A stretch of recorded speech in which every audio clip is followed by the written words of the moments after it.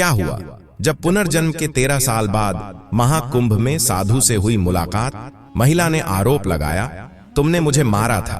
इस घटना की पूरी सच्चाई जब आप सुनोगे तो आपके पैरों के नीचे से भी जमीन खिसक जाएगी। वीडियो की शुरुआत करने से पहले महादेव के सच्चे भक्त वीडियो को लाइक कर कमेंट बॉक्स में हर हर महादेव जरूर लिख देना। दोस्तों, इस घटना की शुरुआत होती है राजस्थान के शिवपुरा जिले से, जहां प्रदीप जी परमार और उनकी पत्नी कविता परमार रहा करते थे।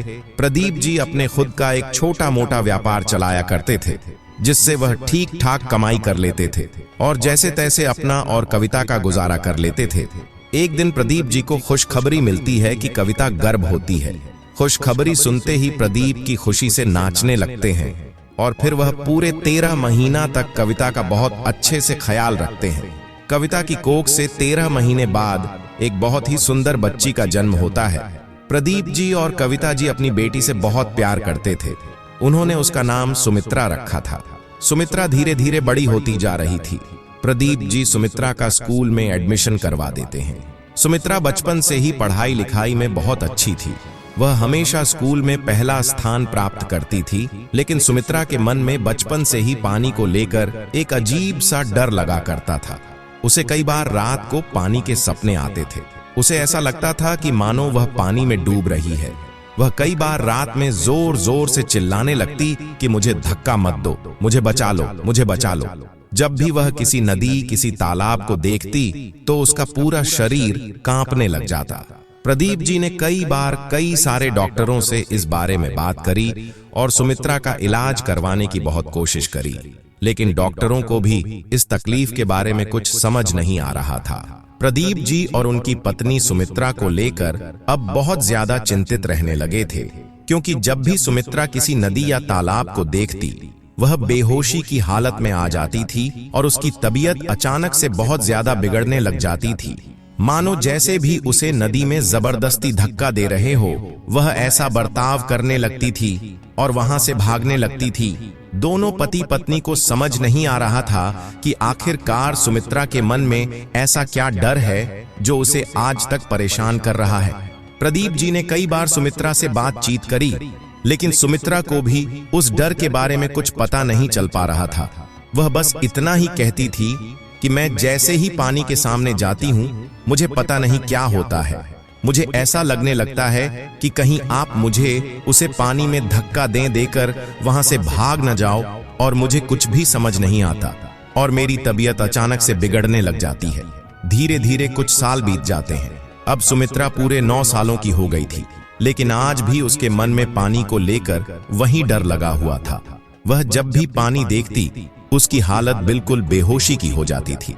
फिर एक दिन वसंत जी अपने गांव के जो सबसे बड़े संत महात्मा होते हैं, उनसे बात करते हैं। उन्हें सुमित्रा के इस डर के बारे में बताते हैं, तो वह महात्मा कहते हैं कि उस बच्ची के मन में शायद पिछले जन्म का कुछ डर बसा हुआ है, जो उसे आज तक डरा रहा है। जिस भी दिन उसे अपने पिछले जन्म की सारी बातें याद आएगी, वह एक एक बात तुम्हें बता देगी और तुम्हें पता चल जाएगा कि आखिर उसके साथ ऐसी कौन सी घटना हुई जिसके कारण उसके मन में यह डर है। लेकिन तब तक तुम एक काम करो कि साल 2025 में प्रयागराज में सदी का सबसे बड़ा महाकुंभ लगने वाला है। यह महाकुंभ पूरे 144 सालों के बाद आ रहा है, और जो भी भक्त इस महाकुंभ में एक बार आस्था की डुबकी लगा लेता है, उसके जीवन की सारी परेशानियों का अंत हो जाएगा और उसके सभी आप एक डुबकी से ही नष्ट हो जाएंगे। तुम अपनी बेटी और अपने परिवार के साथ उस महाकुंभ में जाओ, और एक बार अपनी बेटी को वहां गंगा न भी उठा लूंगा, शाही स्नान भी हो जाएगा, और सभी साधु संतों के आशीर्वाद से मेरी बेटी के मन में जो भी डर है, वह डर भी दूर हो जाएगा। वसंत जी अपनी अपनी पत्नी की और सुमित्रा की टिकट करवा लेते हैं, और कुछ दिनों के बाद ही वह अपने परिवार के साथ प्रयागराज महाकुंभ में पहुंच जाते हैं। वसंत जी प्रयागराज में सुमित्रा को लेकर कई सारे साधु संतों के पास जाते हैं, और सभी साधु संतों का आशीर्वाद सुमित्रा को दिलवाते हैं। सुमित्रा अब थोड़ा अच्छा महसूस कर रही थी। रात बीत जाती है। अगले दिन शाही स्नान का दिन होता है। लाखों करोड़ों श्रद्धालुओं की भीड़ लाखों साधु संतों के साथ वसंत जी अपने परिवार को लेकर शाही स्नान की ओर आगे बढ़ते हैं। जैसे ही वह गंगा नदी के तट पर पहुंचते हैं, नदी को देखते ही सुमित्रा के मन में बहुत ज्यादा घबराहट होने लगती है। वसंत जी सुमित्रा को कहते हैं, तुम्हें बिल्कुल डरने की जरूरत नहीं है, मैं तुम्हारे साथ हूं, हम सभी साथ मिलकर शाही स्नान करेंगे। लेकिन सुमित्रा जैसे ही अपना पहला कदम आगे बढ़ाती है, उसे बहुत ज्यादा घबराहट होने लगती है और वह वहीं के वहीं बेहोश हो जाती है और उसकी तबीयत बहुत ज्यादा बिगड़ने लगती है। फिर प्रदीप जी गंगा नदी में से एक लोटा जल भरकर लाते हैं और जैसे ही सुमित्रा पर जल के छींटे डालते हैं, सुमित्रा दोबारा होश में आ जाती है और वह डरते डरते कांपते कांपते कहने लगती है, मुझे नदी में धक्का मत दो, मैं नदी में जाऊंगी तो बच नहीं पा। वह इस पूरी घटना को होते हुए देख रहे थे। वह वसंत जी के पास आते हैं और पूछते हैं, क्या हुआ है वसंत जी? जब उन महात्मा को पूरी घटना बताते हैं तो वह ऐसा आओ आप ओ आप के सिबाता है। महात्मा कहते हैं, कई बार कुछ लोगों के साथ पिछले जन्म में कुछ ऐसी घटनाएं हो जाती हैं जो आने वाले अगले कई जन्मों तक उनके दिमाग में जगह बना लेती हैं। तुम्हारी बेटी के साथ भी शायद पिछले जन्म में कुछ घटनाएं हुई हैं जो इसे हथेली में जल लेकर कुछ मंत्रों का जाप कर कर सुमित्रा पर जैसे ही गंगा जल के छींटे डाल देते हैं, तभी सुमित्रा को अचानक से कुछ होने लगता है। वह जोर से अपना माथा पकड़कर घूम रही थी।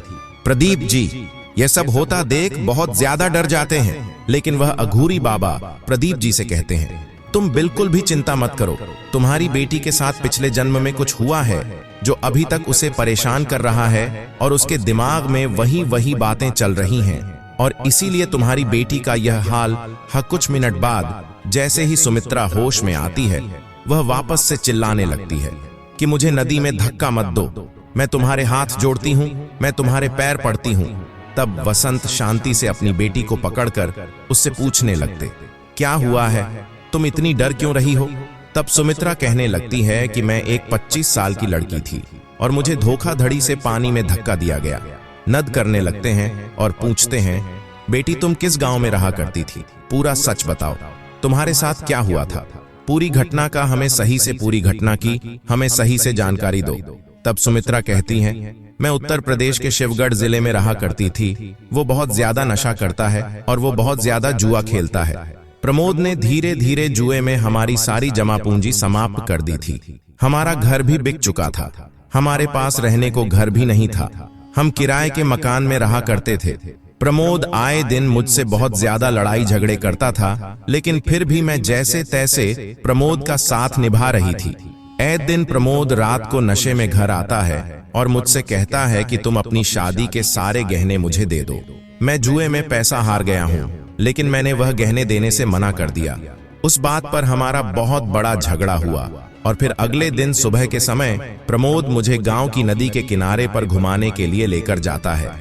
हम दोनों वहीं नदी किनारे घूम रहे थे, तभी मौका देखते ही प्रमोद अचानक से मुझे नदी में धक्का दे देता है। मुझे तैरना नहीं आता था और फिर मैं उस नदी के प्रवाह में बह जाती हूँ। सुमित्रा जैसे ही यह सच बोलकर अपनी आंखें खोलती है तो प्रदीप जी और वह अघोरी बाबा एक दूसरे को देखने लगते हैं।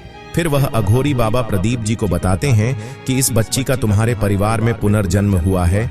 इसके साथ पिछले जन्म में यह जो घटना हुई, यह घटना आज तक इसे परेशान कर रही है, क्योंकि इस बच्ची को आज तक न्याय नहीं मिला है। यह बेटी तो तुम्हारी ही है, लेकिन इसके मन में पिछले जन्म की कुछ यादें हैं। शायद जब इसे न्याय मिलेगा तो इसे शांति मिलेंगे और इसके दिमाग में से वह यादें और वह डर निकल जाएगा।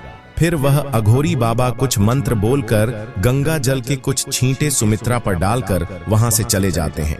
अब प्रदीप जी बहुत ज्यादा परेशान थे, उन्हें समझ नहीं आता आखिर क्या किया जाए।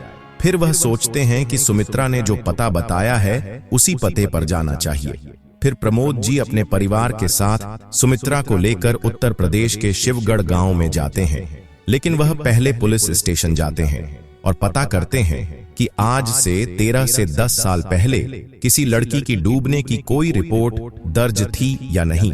पहले तो पुलिस वाले वसंत जी की बातों पर विश्वास नहीं करते, लेकिन फिर वसंत जी पूरी घटना को विस्तार में सही से समझाते हैं और प्रमोद का नाम बताते हैं कि किस प्रकार से प्रमोद जुए में पैसे हार गया था और किस प्रकार से उसने इस घटना को अंजाम दिया। तब पुलिस वालों को प्रदीप जी की बातों पर विश्वास होता है और वो सुमित्रा को लेकर उसी घर में जाते हैं जहां वो पहले रहा करती थी। सुमित्रा जैसे ही उस घर में पहुंचती है वह डरने लगती है, लेकिन उसे उस घर का पूरा रास्ता पता था। उसे उस घर के एक एक कमरे के बारे में पता था। पुलिस जैसे ही घर का दरवाजा खोलती है, सामने प्रमोद नशे की हालत में सोया होता है और सामने ही दीवार पर सुनीता की तस्वीर लग रही होती है, जिस पर उसकी मृत्यु की दिनांक 9 साल पहले की लिखी होती है। सुमित्रा जैसे ही उस तस्वीर को देखती है वह चिल्लाने लगती है, यह मैं हूं, यह मैं हूं, और इसी ने मुझे नदी में धक्का दिया था।